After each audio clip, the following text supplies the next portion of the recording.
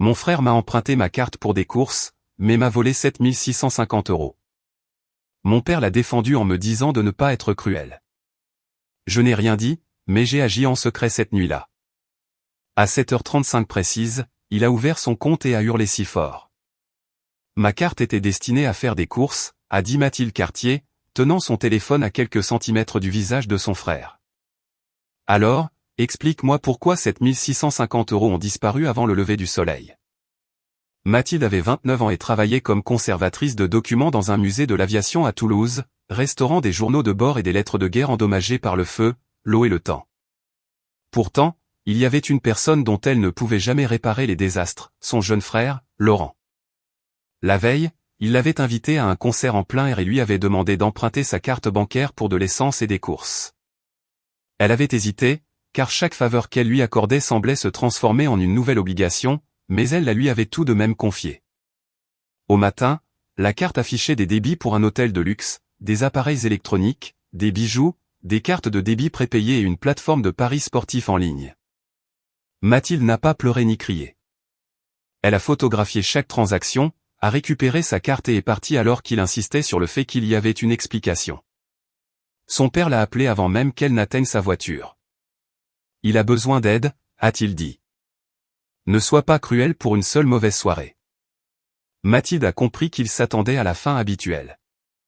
Elle allait se mettre en colère, se sentir coupable, puis finir par tout payer. Au lieu de cela, elle n'a rien dit. Cette nuit-là, elle a fait un geste discret. À 7h35 précise le lendemain matin, son frère a ouvert le compte qui, selon lui, allait le sauver, et a hurlé si fort qu'un voisin a appelé le gardien de l'immeuble. Mathilde a découvert les dégâts à 6h42 ce dimanche matin. Elle a ouvert son application bancaire pour vérifier si son salaire avait été crédité et a constaté qu'il ne restait que 184,17 € de crédit disponible. Cet achat avait été effectué entre 22h18 la veille et 3h06 ce matin-là, une suite d'hôtels, un achat de bijoux de 1940 €, 2 transactions électroniques, des cartes de débit prépayées, une course en VTC et un dépôt de 1250 € sur un site de paris sportif. Ces alertes n'étaient pas arrivées immédiatement parce qu'elle avait désactivé les notifications individuelles pendant qu'elle travaillait dans la salle de conservation du musée, où le réseau était limité par des blindages de protection. Son frère le savait et avait un jour plaisanté en disant qu'elle recevait les avertissements de la veille le lendemain. Cela donnait l'impression que ses dépenses étaient planifiées plutôt qu'impulsives. Elle l'a appelé 5 fois avant qu'il ne réponde. « Je dors », a-t-il chuchoté. « Tu as utilisé ma carte. J'ai acheté de la nourriture. Je te l'avais dit. Tu as dépensé 7650 €. Après plusieurs secondes, il a prétendu que l'hôtel avait probablement fait des préautorisations temporaires. Mathilde lui a demandé si la bijouterie avait également fait une préautorisation temporaire. Il a marmonné qu'il devrait en parler plus tard, et elle a entendu des rires en arrière-plan. Il n'était pas chez lui et n'était pas seul. Mathilde lui a ordonné de lui rendre la carte, mais il a raccroché. Elle a ouvert chaque transaction sur son ordinateur portable. La chambre d'hôtel avait été réservée à son nom pour 2 personnes. Le reçu de la bijouterie mentionnait un bracelet en diamant gravé des initiales L et S. La transaction de Paris l'a menée à un compte créé avec son propre email des mois plus tôt. Elle a fouillé son dossier de courriers indésirables et a trouvé de vieux messages de vérification prouvant qu'il ne s'agissait pas d'une seule nuit d'imprudence. Ces informations financières faisaient partie d'un plan à plus long terme. Mathilde s'est rendue en voiture à son appartement et a attendu. À 9h27, il est arrivé en VTC avec une femme qui portait le bracelet. Quand la femme a vu Mathilde, elle a demandé « C'est votre associé ?» La femme s'est présentée sous le nom de Sandrine Houlet et a expliqué que Laurent avait prétendu que Mathilde finançait discrètement une entreprise de revente de matériel médical. Sandrine avait investi 4000 € parce qu'il avait promis de doubler cette somme en 6 semaines. Mathilde lui a dit la vérité. Il n'y avait aucun investissement et Laurent avait utilisé sa carte de crédit sans autorisation. Sandrine a retiré le bracelet et a demandé à Laurent s'il avait menti sur tout. Laurent a rejeté la faute sur l'alcool, la pression, les fournisseurs et la confusion, changeant d'explication toutes les 2 phrases. Mathilde a demandé à Sandrine de conserver leur message, puis a exigé la carte. Laurent la lui a tendue et a insisté sur le fait qu'il rembourserait tout dès que son affaire commerciale serait conclue. « Il n'y a pas d'affaire », a dit Mathilde. tu as utilisé mon adresse email pour un compte de jeu, tu as fait croire à quelqu'un que j'étais ton investisseur et tu as attendu d'être sûr que mes alertes seraient retardées. Il l'a accusé de toujours supposer le pire. Mathilde est rentrée chez elle, a bloqué la carte, a demandé de nouveaux numéros de compte et a contesté les transactions. La banque l'a averti que certaines contestations risquaient d'être difficiles car elle lui avait volontairement remis la carte physique. Mais Mathilde disposait d'un autre moyen de pression. Depuis 3 ans, elle gérait un compte d'urgence pour protéger Laurent de l'expulsion ou du chômage. Il ne pouvait pas retirer d'argent, mais Mathilde avait autorisé des virements automatiques pour son loyer s'il prenait du retard, et elle s'était également portée garante pour son bail d'appartement. Laurent pensait que même après avoir dépensé 7 650 €, elle viendrait à son secours pour protéger son propre historique de crédit et éviter l'embarras familial. À 22h16 ce soir-là, Mathilde a ouvert le bail, l'autorisation de paiement, l'historique de Paris, les captures d'écran de Sandrine et les messages dans lesquels Laurent avouait avoir utilisé la carte. Elle a écrit une phrase dans son journal, « Ce soir, j'ai besoin de conséquences, pas d'une énième conversation. » Puis elle a commencé à préparer la mesure discrète qui allait détruire l'assurance de son frère au matin. Mathilde n'a pas vidé de compte joint, n'a pas volé l'argent de son frère et n'a pas provoqué de crise artificielle. Elle a fait quelque chose de beaucoup moins théâtral mais de bien plus dévastateur pour le système qui l'avait protégée. Elle s'est retirée de chaque obligation financière qu'elle avait volontairement acceptée en son nom. Premièrement, elle a contacté la société de gestion immobilière via leur portail de documents d'urgence. Le bail permettait à un garant de se retirer avant le renouvellement si le locataire avait fourni de fausses informations financières. Le renouvellement du bail de Laurent devait être traité à 7h30 le lendemain matin. Mathilde a envoyé la preuve qu'il avait présenté son compte d'urgence comme un actif contrôlé par les 2 frères et sœurs. Même s'il n'avait aucun droit de propriété dessus, elle a joint une notification officielle révoquant sa garantie et a demandé une confirmation écrite. Deuxièmement, elle a annulé l'autorisation de prélèvement automatique du loyer. Le paiement n'avait pas encore été traité, mais Laurent avait déjà promis à son propriétaire que ce compte couvrirait le solde impayé du mois précédent. Troisièmement, Mathilde a révoqué l'accès à un dossier numérique contenant des relevés financiers que Laurent utilisait pour impressionner Sandrine et 2 prétendus partenaires commerciaux. Elle a remplacé le contenu du dossier par un document unique attestant que Mathilde Cartier n'avait jamais investi dans, approuvé ou autorisé une quelconque entreprise liée à Laurent Cartier. Quatrièmement, elle a envoyé à Sandrine le numéro de dossier de l'enquête bancaire et lui a conseillé de conserver toutes les communications. Mathilde n'a pas dit à Sandrine de poursuivre Laurent en justice, de le menacer ou de l'humilier publiquement. Elle a simplement donné la vérité à une autre victime. Enfin, Mathilde a envoyé à son frère un accord de remboursement rédigé à partir d'un modèle standard fourni par le programme d'assistance juridique de son employeur. Le document proposait 2 options, signer un plan de remboursement structuré et révéler toutes les utilisations non autorisées de son identité, ou recevoir une mise en demeure formelle suivie d'une action civile. Elle a programmé l'envoi du courriel pour 7h35, soit 5 minutes après l'ouverture du système de renouvellement des baux. Puis, elle a éteint son téléphone et s'est endormie d'un sommeil plus profond qu'elle n'en avait connu depuis des mois. À 7h35 le lendemain matin, Laurent a ouvert l'email tout en se connectant au portail immobilier. Le portail affichait 3 notifications, son renouvellement de bail était suspendu, son paiement de loyer en retard avait échoué, et son garant s'était retiré pour fausse déclaration financière. Au même moment, le dossier de documents partagés qu'il présentait comme preuve de financement a disparu. L'accord de remboursement est arrivé dans sa boîte de réception, suivi quelques secondes plus tard d'un message de Sandrine disant qu'elle avait contacté un avocat. Le hurlement décrit par son voisin n'avait pas été provoqué par un compte bancaire manquant. Il venait du fait de voir 4 mensonges s'effondrer sur le même écran. Laurent a appelé Mathilde 17 fois entre 7h36 et 7h51. Elle n'a écouté aucun de ses messages vocaux avant d'arriver au travail. Le premier message était confus. Le deuxième exigeait qu'elle rétablisse l'autorisation de loyer. Au 4e, il l'accusait d'essayer de le rendre sans abri. Au 8e, il menaçait de dire à leur père qu'elle avait volé de l'argent de la famille.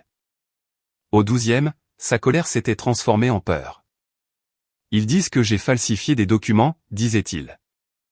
Appelle-moi avant que ça n'empire.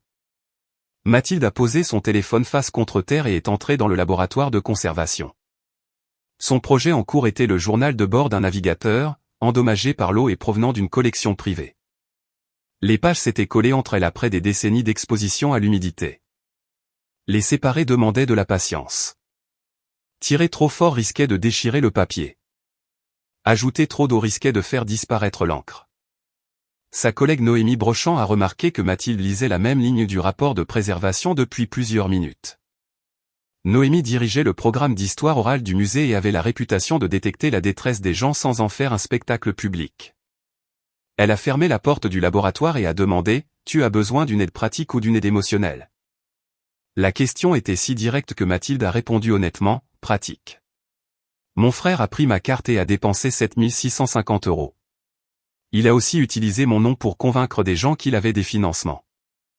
Noémie n'a pas sursauté et n'a pas demandé pourquoi Mathilde lui avait fait confiance. Elle lui a demandé si la carte était bloquée, si ses dossiers de crédit étaient verrouillés et si toutes les preuves avaient été conservées. Mathilde s'était occupée de la carte, mais pas des dossiers de crédit. Ensemble, pendant le déjeuner, elles ont mis en place des oppositions auprès des 3 organismes de crédit et ont changé les mots de passe de la boîte mail principale de Mathilde, de son portail bancaire, de son stockage en ligne et de son compte téléphonique. Noémie a ensuite posé la question la plus difficile, depuis combien de temps paies-tu pour lui éviter de faire face aux conséquences? Mathilde voulait répondre qu'elle ne l'avait aidé qu'occasionnellement. Au lieu de cela, elle a fait la liste des réparations de voitures, des dépôts de garantie, des factures d'électricité, de la formation professionnelle qu'il n'avait jamais terminée, et de 3 mois de loyer après qu'il avait prétendu avoir subi une erreur de paie. Le total dépassait 23 000 € sur 4 ans. Il avait toujours une raison, a dit Mathilde. Les raisons expliquent les comportements, a répondu Noémie. Elles n'effacent pas la responsabilité. À 11h10, leur père a appelé le numéro public du musée après que Mathilde a cessé de répondre sur son téléphone personnel. Une réceptionniste l'a transféré vers son bureau car il prétendait qu'il s'agissait d'une urgence familiale. Ton frère est sur le point de perdre son appartement, a dit Denis Cartier sans même la saluer. Quoi que tu aies fait, annule-le. Mathilde a regardé à travers la cloison vitrée en direction du laboratoire. Il a falsifié des documents financiers et a utilisé ma carte. Tu lui avais donné la permission pour les courses et l'essence, a-t-il dit. Il était sous pression. Il a dépensé près de 2 000 € pour un bracelet. Denis a marqué une pause, puis a dit « Les jeunes hommes font des bêtises quand ils essaient d'impressionner quelqu'un ». La phrase a résonné plus durement que Mathilde ne s'y attendait. Son père ne niait pas ce qui s'était passé. Il transformait cela en quelque chose d'assez inoffensif pour qu'elle l'absorbe. Il a aussi utilisé mon identité pour un compte de jeu. Cela ressemble à un malentendu. Il a fallu mon adresse email et mes informations personnelles. Alors aide-le à le fermer. Ne gâche pas sa vie pour une erreur. Mathilde a ouvert un document vierge et a commencé à taper pendant qu'il parlait. C'est devenu la 2e lettre qu'elle n'enverrait pas. Papa, chaque fois qu'il crée une catastrophe, tu appelles cela un accident. Chaque fois que je refuse de nettoyer derrière lui, tu me traites de cruel. Depuis quand son confort a-t-il plus de valeur que ma sécurité? À haute voix, elle a dit, je ne vais rien rétablir. Il peut signer l'accord de remboursement. Tu es sa sœur et c'est mon frère. Cette relation ne l'a pas arrêté. La voix de Denis s'est durcie. Ta mère n'aurait jamais traité sa famille ainsi. Mathilde s'est figée. Leur mère était morte 7 ans plus tôt, et Denis utilisait sa mémoire chaque fois que la culpabilité ordinaire ne fonctionnait pas. Pendant des années, Mathilde avait accepté la comparaison parce qu'elle craignait que poser des limites ne la fasse paraître froide. Cette fois, elle a reconnu la manipulation avant qu'elle ne l'atteigne. Maman tenait ses comptes à jour, a dit Mathilde. Elle pensait aussi que les gens devaient rembourser ce qu'ils empruntaient. Ne l'utilise pas pour lui faciliter la tâche. Elle a raccroché. L'après-midi, les problèmes de Laurent se sont aggravés. L'avocat de Sandrine a envoyé une notification de conservation des preuves. Le propriétaire a exigé des justificatifs de revenus. L'employeur de Laurent a appelé Mathilde parce que son numéro de téléphone apparaissait sur une demande d'achat de matériel qu'il avait soumise dans le cadre d'une nouvelle proposition commerciale. Il avait apparemment prétendu que Mathilde était la directrice financière d'une entreprise de distribution privée. Mathilde a seulement dit à l'employeur qu'elle n'avait jamais occupé ce rôle et qu'elle n'avait pas autorisé l'utilisation de ces informations. L'entreprise a mis Laurent à pied à titre conservatoire. À 16h48, il est finalement apparu devant le musée. La sécurité ne l'a pas laissé entrer sans l'accord de Mathilde, alors il est resté dans le hall, l'appelant à plusieurs reprises pendant que les visiteurs passaient à côté de lui.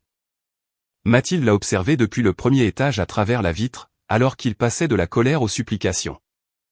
1 an plus tôt, elle serait descendue immédiatement pour mettre fin à l'embarras. Cette fois, elle a demandé à la sécurité de lui dire qu'elle le retrouverait dans une brasserie publique à 18 h. Elle voulait des témoins, de la distance et une sortie facile. À 5h55, Mathilde a préparé l'accord de remboursement, des copies des reçus et un carnet contenant ces 3 règles, pas d'argent liquide, pas de secret, pas de sauvetage face aux conséquences. Elle ne savait pas encore que Laurent avait emmené leur père à la brasserie, ni que cette confrontation allait révéler une dette bien plus importante que 7 650 €. Laurent et Denis étaient déjà installés dans un box au fond de la brasserie quand Mathilde est arrivée. Elle a gardé son manteau et a posé l'enveloppe contenant les documents sur la table. Denis a annoncé qu'ils allaient résoudre le problème calmement, mais Mathilde a regardé directement Laurent. « Combien dois-tu » Il a évité la question et s'est plaint de son bail suspendu. Quand Mathilde a posé la question à nouveau, Denis a fini par dire « environ 28 000 €. Laurent l'a corrigé. Plus proche de 26 000, selon le solde des paris.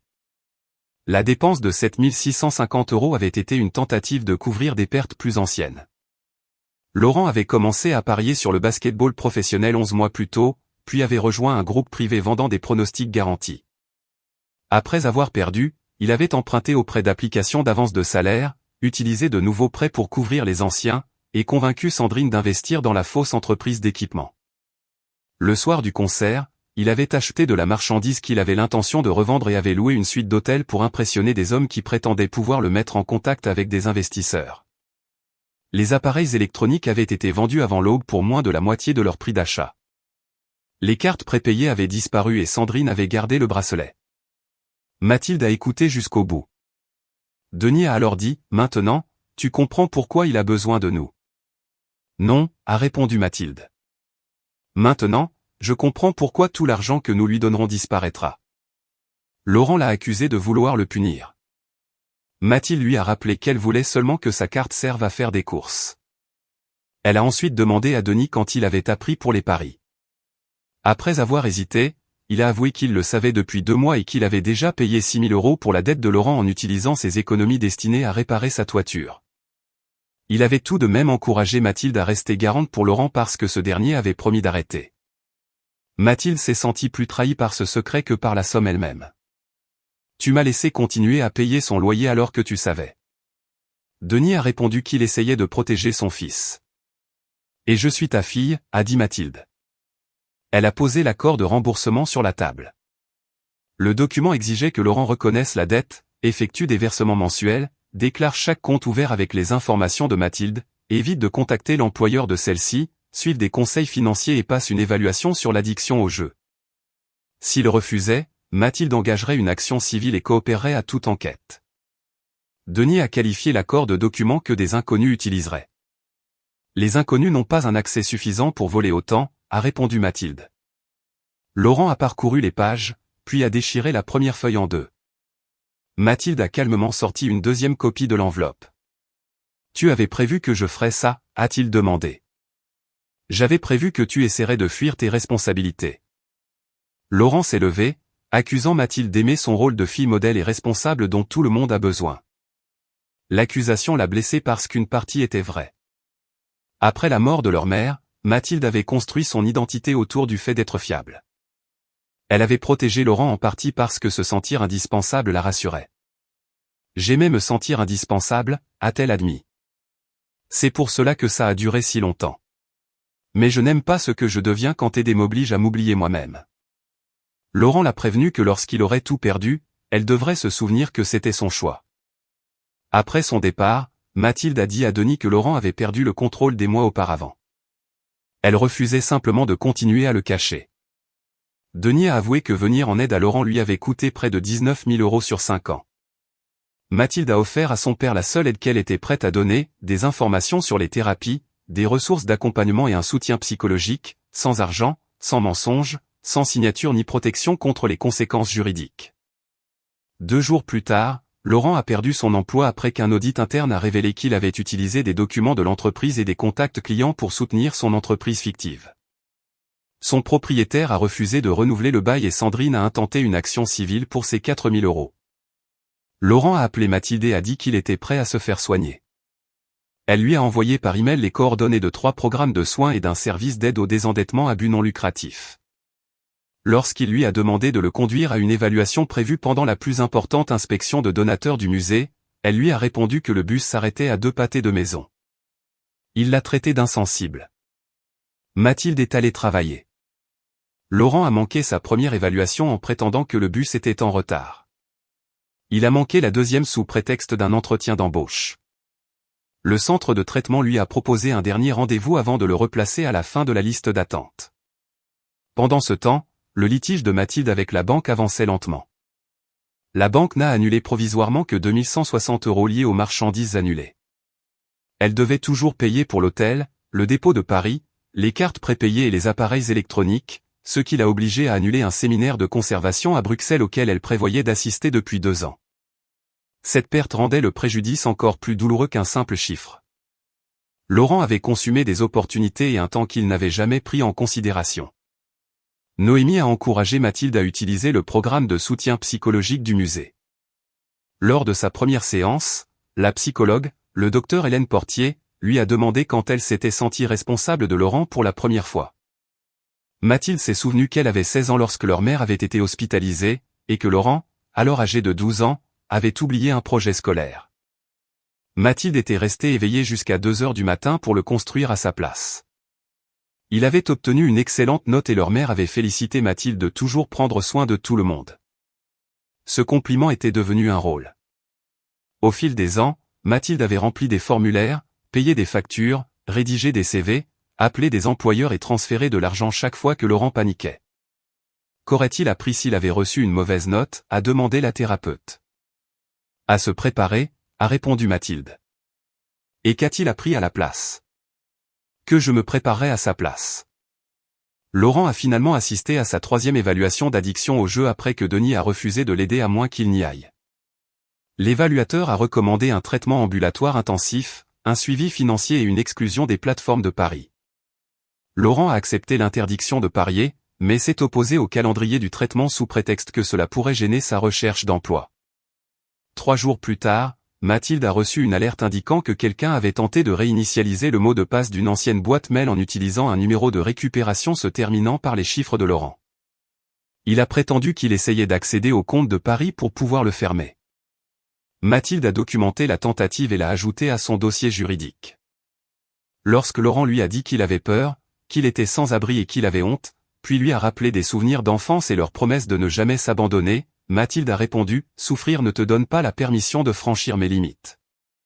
Denis a fini par cesser de le défendre.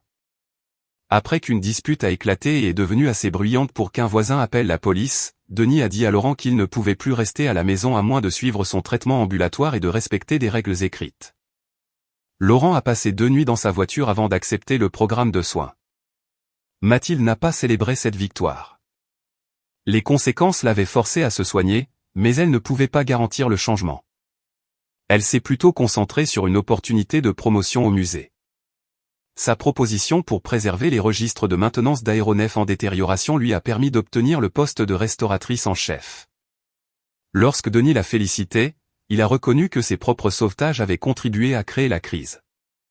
Mathilde a apprécié sa franchise, mais a ajouté que la confiance devrait être reconstruite à travers des actes.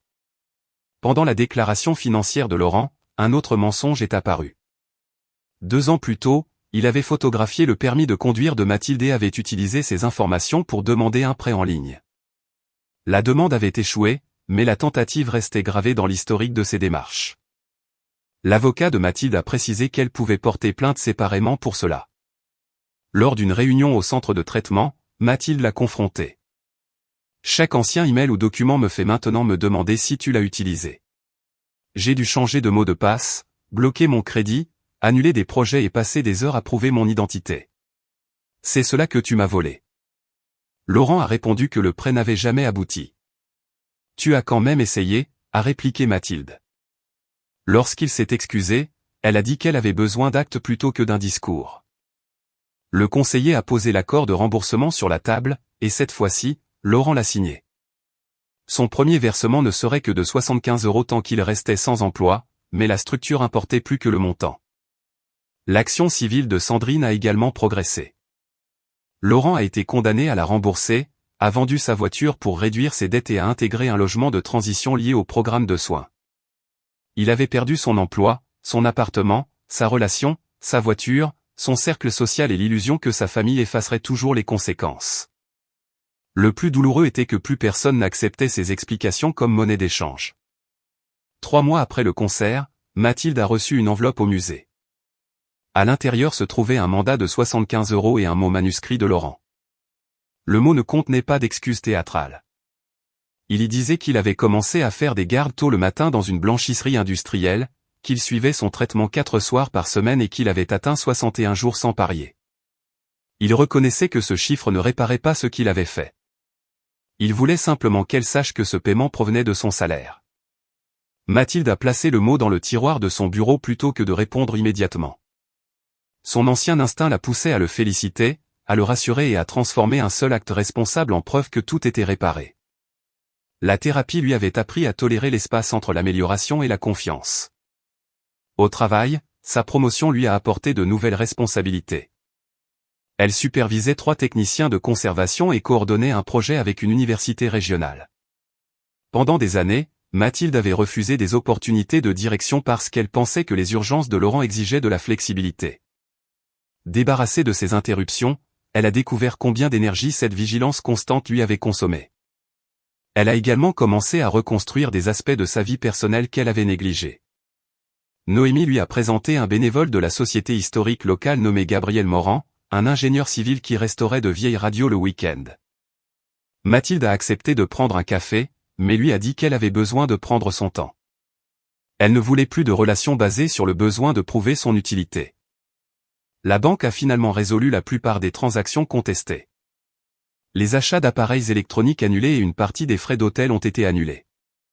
Les cartes cadeaux et le dépôt de paris ont été refusés car la carte physique avait été fournie volontairement.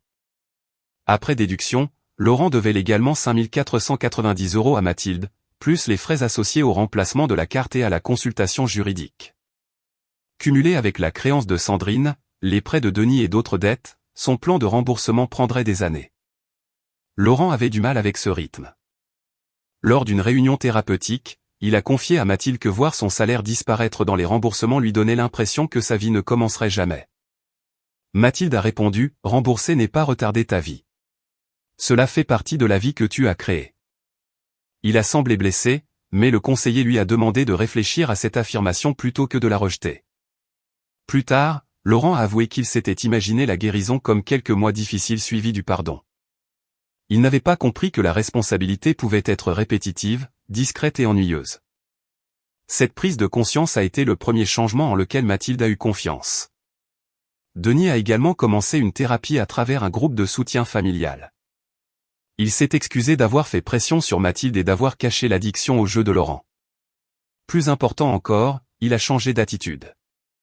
Lorsque Laurent lui a demandé de l'argent pour acheter des chaussures de travail, Denis n'a pas transféré de fonds.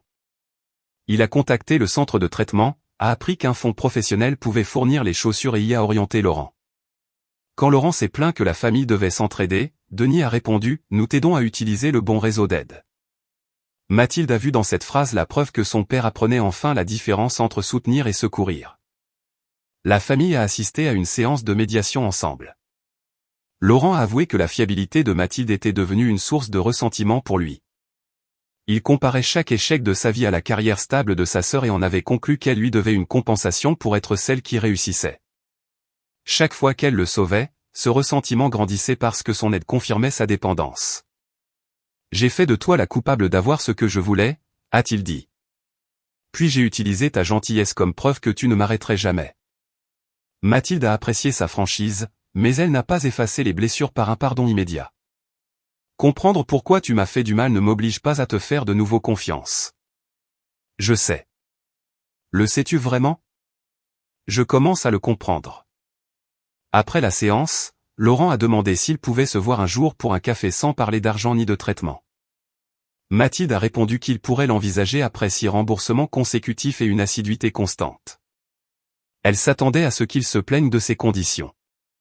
Au lieu de cela, et a acquiescé. Le 6e paiement est arrivé à temps. Ils se sont retrouvés dans un petit café près du musée. Laurent portait son uniforme de la blanchisserie car il venait directement du travail. Ses mains étaient sèches et irritées par la lessive industrielle. Il semblait embarrassé par sa tenue, mais Mathilde ne l'a pas soulagé de son malaise en faisant semblant de ne pas le remarquer. « Comment se passe le travail ?» a-t-elle demandé. « Difficile, répétitif, honnête. » Il a décrit le tri du linge d'hôpital, la réparation des bandes transporteuses bloquées et les arrivées avant l'aube.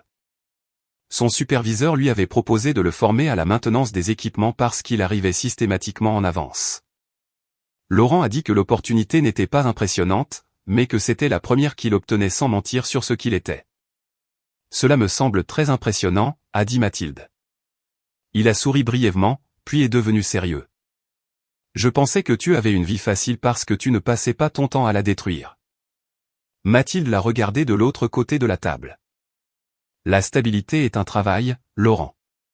Je le sais maintenant. » Il n'a pas demandé d'argent, de trajet, de recommandations ni de présentation. Quand l'addition est arrivée, il a payé son propre café. Ce soir-là, Mathilde a ouvert le journal contenant ses 3 lettres non envoyées. La première disait qu'il avait détruit la dernière part de sa confiance. La deuxième demandait s'il pensait qu'elle était un distributeur de billets doté d'émotions. La troisième pleurait la relation qu'elle pensait qu'il partageait. Elle a commencé une 4e lettre, mais celle-ci, elle avait l'intention de la lui envoyer. Laurent, le pardon n'est pas un bouton de réinitialisation. Il ne nous ramène pas à la veille du concert, et il ne fait pas disparaître les dettes, les mensonges ou la peur. Je te pardonne parce que je ne veux pas que la colère dirige le reste de ma vie. Je n'oublierai pas parce que la mémoire protège les limites que j'aurais dû fixer il y a des années. Tu es responsable de la reconstruction de ta vie, et je suis responsable de la protection de la mienne. J'espère que nous construirons un jour une nouvelle relation, mais elle ne pourra pas reposer sur l'ancien accord où tu créais des urgences et où je prouvais mon amour en les résolvant. Je crois que les gens peuvent changer. Je crois aussi que le changement doit se mesurer par des actions répétées, surtout quand personne n'est là pour applaudir. Elle a posté la lettre le lendemain matin. Laurent n'a pas répondu par des promesses. Son paiement suivant est simplement arrivé à temps. 1 an après le concert, Mathilde se tenait devant une nouvelle exposition du musée présentant des registres de vols restaurés qu'on croyait autrefois perdus à jamais. Elle avait choisi de ne pas masquer chaque tache ou chaque déchirure réparée. Préserver ne signifiait pas prétendre que les dommages n'avaient jamais existé. Cela signifiait empêcher les dégâts de se propager tout en protégeant ce qui restait. Laurent avait terminé son traitement intensif et continuait d'assister à des réunions de suivi hebdomadaires. Il avait été promu technicien de maintenance à la blanchisserie et avait emménagé dans un petit studio. Parce que son ancien propriétaire avait consigné ses fausses déclarations financières, trouver un logement avait été difficile et il avait dû verser un dépôt de garantie plus important. Il n'en voulait plus à Mathilde pour ses conséquences. Il lui avait remboursé 2140 € de sa dette et avait conclu un accord amiable avec Sandrine, qui n'avait jamais repris leur relation. Le développement personnel ne donnait pas à Laurent le droit d'exiger de nouveau l'accès à la vie de tous ceux qui l'avaient blessé. Denis a réparé son toit lentement au lieu d'emprunter davantage d'argent. Il a cessé de qualifier le comportement de Laurent de simple « erreur » et a commencé à le décrire avec précision, une addiction combinée à une malhonnêteté délibérée. La famille n'était pas miraculeusement guérie. Les fêtes de fin d'année restaient inconfortables. Mathilde gardait ses informations financières privées, et Laurent se montrait parfois sur la défensive quant au remboursement. Quand les vieilles habitudes réapparaissaient, Mathilde réitérait ses limites sans se lancer dans de grands discours. La décision qu'elle avait prise en pleine nuit n'était pas une vengeance au sens théâtral du terme. Elle ne lui avait pas volé son argent, ne l'avait pas humilié publiquement, n'avait pas saboté son travail et n'avait pas inventé de punition. Elle avait simplement supprimé les ressources qui permettaient à sa tromperie de perdurer. Elle avait annulé sa garantie, protégé ses comptes, conservé les preuves et dit la vérité aux personnes dont les décisions dépendaient d'elle. Une fois le filet de sécurité disparu, Laurent s'est heurté aux conséquences naturelles de ses propres choix. La vengeance recherche la souffrance comme preuve de justice. Une limite permet simplement aux conséquences d'exister sans prendre la responsabilité de les provoquer ou de les empêcher. Au cours d'une réunion de soutien, quelqu'un a demandé à Mathilde si elle se sentait coupable que Laurent ait dû dormir dans sa voiture. Oui, a-t-elle répondu. Mais la culpabilité n'est pas toujours la preuve que vous avez fait quelque chose de mal. Parfois, c'est la preuve que vous avez cessé de faire ce que l'on vous a conditionné à faire. Mathilde avait cru un jour que l'amour exigeait un accès illimité à son argent, à son crédit, à son énergie et à son avenir. Elle mesurait sa bonté à la quantité de dégâts qu'elle pouvait absorber sans partir. Finalement, elle a compris que le sauvetage permanent nuisait aux deux frères et sœurs. Il maintenait Laurent dans la dépendance et emprisonnait Mathilde sur le plan émotionnel. Un soutien sain signifiait fournir des informations sur les thérapies sans planifier chaque rendez-vous, écouter sans transférer d'argent, reconnaître les progrès sans annuler les remboursements. Et laisser un adulte éprouver de l'inconfort au lieu de traiter chaque émotion difficile comme une urgence. Des mois plus tard, Laurent a visité le musée et s'est arrêté devant le journal de bord restauré d'un navigateur. « Peux-tu faire disparaître complètement les déchirures ?» a-t-il demandé. « Je pourrais en masquer certaines », a dit Mathilde. Mais masquer une réparation peut fragiliser la page. L'objectif est la stabilité, pas de prétendre qu'elle n'a jamais été déchirée. Laurent a compris qu'elle parlait de bien plus que de papier. Avant de partir, il lui a remis son paiement mensuel. « Je suis désolé », a-t-il dit. « Pas seulement pour l'argent. J'ai rendu ta gentillesse dangereuse. » Mathilde n'a pas dit que tout était oublié. « Continue le travail », a-t-elle répondu. Alors qu'il s'éloignait, elle ne se sentait ni victorieuse ni vaincue. Elle se sentait libre. La liberté n'était pas apparue quand Laurent avait enfin compris sa douleur. Elle était apparue lorsque sa compréhension n'était plus nécessaire pour qu'elle se protège. La leçon n'était pas que chaque proche en difficulté devait être abandonné. Les personnes confrontées à l'addiction, aux dettes, au chômage ou à la douleur émotionnelle ont besoin d'un soutien constructif. Mais un soutien sain nécessite de la structure, de l'éducation, de la responsabilité et une communication honnête. Il ne devrait jamais exiger qu'une personne sacrifie sa sécurité financière ou sa santé mentale pour que quelqu'un d'autre évite de changer. Les limites ne sont pas de la cruauté. Elles expliquent quel comportement une relation peut endurer. La responsabilité n'est pas un rejet. Elle reconnaît que les adultes doivent aider à réparer le tort qu'ils causent. Le pardon n'est pas une autorisation à réitérer l'offense. Mathilde a également appris que les compétences financières sont un moyen d'autodéfense. Les alertes de transactions, les comptes séparés, les gels de crédit, les mots de passe sécurisés, les accords écrits et la documentation minutieuse comptent. Pourtant, aucune protection technique ne peut remplacer la volonté de dire non. À 7h35 ce premier matin-là, Laurent a hurlé parce que la protection qui entourait ses mensonges s'est évaporée. Un an plus tard, ce moment représentait la première fois où il était contraint de bâtir une vie honnêtement. Mathilde a conservé une dernière lettre dans son journal. « J'ai passé des années à réparer les conséquences de tes choix. La plus grande preuve d'amour que je t'ai jamais donnée a été de te restituer ce travail. » Elle a refermé le journal et a quitté le musée sans vérifier si quelqu'un avait besoin d'être sauvé. Elle n'était plus la solution d'urgence de la famille, son garant silencieux ou sa ligne de crédit malléable. Elle était Mathilde Cartier, une femme qui comprenait enfin que protéger sa propre vie ne la rendait pas déloyale. Cela la rendait entière.